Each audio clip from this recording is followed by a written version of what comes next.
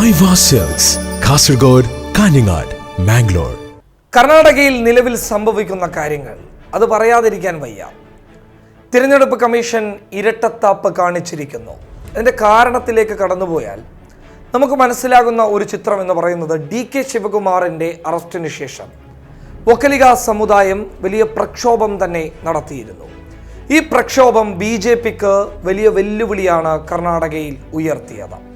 ആ വെല്ലുവിളിയെ പ്രതിരോധിച്ച് എങ്ങനെയെങ്കിലും മുന്നോട്ട് പോകാനുള്ള ഒരു നീക്കത്തിൻ്റെ ഭാഗമായിട്ടാണ് കർണാടകയിലെ BJPയുടെ സംസ്ഥാന അധ്യക്ഷനായിട്ടുള്ള നളിൻ കുമാർ കട്ടീൽ പോലും DKയുടെ വിഷയത്തിൽ ഒരു തരത്തിലും പ്രസ്താവനകൾ നടത്താനോ പ്രസംഗങ്ങളിൽ ഈ വിഷയം കൊണ്ടുവരാനോ BJPയുടെ ഒരു നേതാക്കളും ശ്രമിക്കരുത് എന്ന് നളിൻ കുമാർ കട്ടീൽ വളരെ വ്യക്തമാക്കി പറഞ്ഞത്. അതിൻ്റെ കാരണം എന്ന് പറയുന്നത് DKയുടെ അറസ്റ്റ് കർണാടകയിൽ ഒരു വലിയ തരംഗം കോൺഗ്രസിന് വേണ്ടി സൃഷ്ടിച്ചു എന്നുള്ളതാണ്.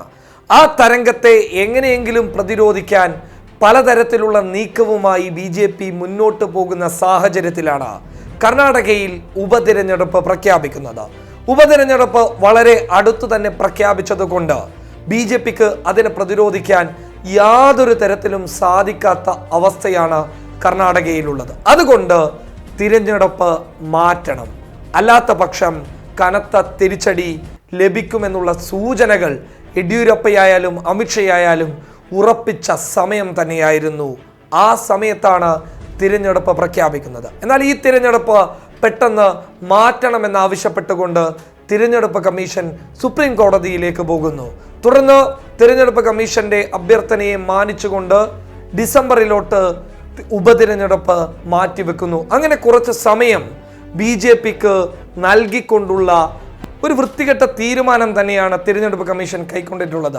ആ തീരുമാനത്തെ ചോദ്യം ചെയ്തുകൊണ്ടാണ് KC വേണുഗോപാൽ ട്വീറ്റിലൂടെ കടന്നു വന്നിട്ടുള്ളത്. കാരണം നിലവിൽ DKയുടെ അറസ്റ്റ് കോൺഗ്രസിന് അനുകൂലമായിട്ടുള്ള തരംഗം സൃഷ്ടിക്കുന്നു. ആ തരംഗത്തിലൂടെ നിലവിൽ വിമത MLA-മാരുടെ സീറ്റുകളൊക്കെ കോൺഗ്രസ് പിടിച്ചെടുക്കുമെന്നുള്ള ഒരു വിശ്വാസം യെദ്യൂരപ്പയ്ക്കായാലും അതുപോലെ തന്നെ അമിത്ഷയ്ക്കായാലും കടന്നു വന്നതുകൊണ്ടാണ് തിരഞ്ഞെടുപ്പ് കമ്മീഷൻ ഈ വിഷയത്തിൽ ഇടപെടുന്നത് എന്നാണ് പ്രതിപക്ഷ നേതാക്കൾ ആരോപിക്കുന്നത്.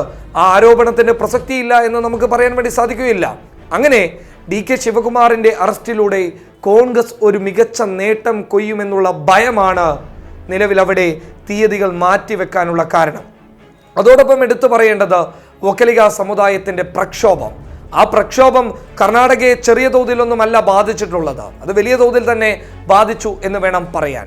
DKയുടെ അറസ്റ്റ് ഒരു പക്ഷേ BJPയെ സംബന്ധിച്ചിടത്തോളം ഏറ്റവും വലിയ വെല്ലുവിളി ഉയർത്തിയതും ഈ വക്കലിക സമുദായത്തിൻ്റെ ഇടപെടൽ തന്നെയാണ്. അങ്ങനെ ശക്തമായ ഒരു തിരിച്ചടിയെ മുന്നിൽ കണ്ടുകൊണ്ടാണ് യെദ്യൂരപ്പയും അമിത്ഷയും ചില നിർണായക നീക്കങ്ങളിലോട്ട് കടന്നുപോയത്. ഇനി എന്തായാലും ഈ സമയം അത് DKക്കുള്ളതാണ് എന്നാണ് കർണാടകയിലെ കോൺഗ്രസ് നേതൃത്വങ്ങൾ വിളിച്ചു പറയുന്നുള്ളത്. ആ തരംഗത്തിലൂടെ കോൺഗ്രസ് എല്ലാ സീറ്റുകളും നേടിയെടുക്കുമെന്നുള്ള വിശ്വാസവും കോൺഗ്രസിനകത്തുണ്ട്. News desk public Kerala.